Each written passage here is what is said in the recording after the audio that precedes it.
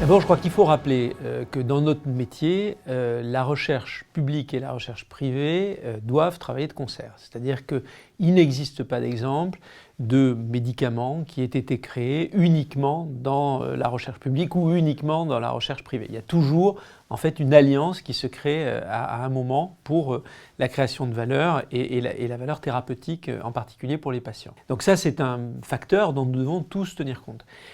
Ce qu'a montré la pandémie, c'est effectivement un certain retard à l'allumage et une certaine régression de la France dans cette création de valeur.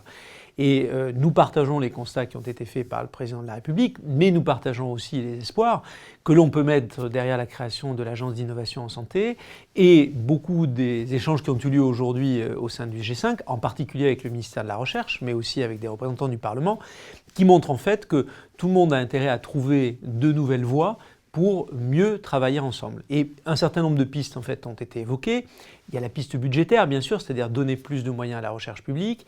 Il y a aussi les pistes des échanges qui peuvent se faire entre équipes, c'est-à-dire des chercheurs du privé qui vont travailler un peu dans le public et inversement dans les laboratoires pour créer des équipes communes, pour travailler en commun.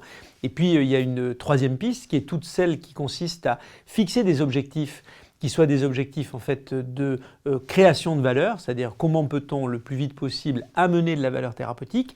Et ça a été dit ce matin, mais il faut probablement changer un certain nombre des critères d'évaluation de la recherche publique pour la rendre plus proche en fait de ce qu'on appelle l'accès au marché.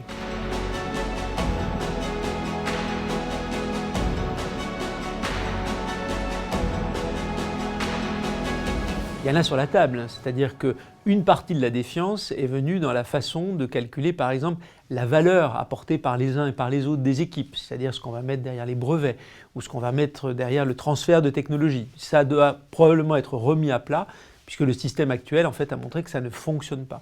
Il y a une deuxième chose qui est dans la durée, comment ce que l'on peut créer en commun, créer de la valeur pour le laboratoire de recherche publique. C'est-à-dire quels sont les dividendes qui vont revenir sur la création d'un médicament à la recherche publique et va permettre en fait au laboratoire d'avoir des moyens sur le long terme.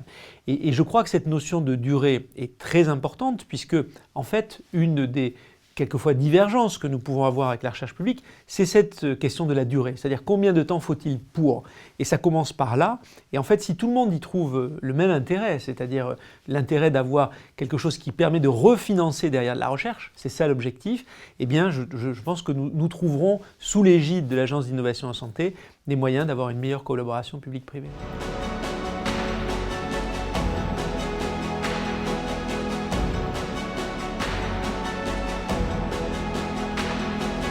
Alors nous l'avons déjà fait puisque nous avons eu des unités mixtes de recherche qui étaient à l'intérieur de Pierre-Fabre, comme quoi c'est possible, hein, donc avec le CNRS.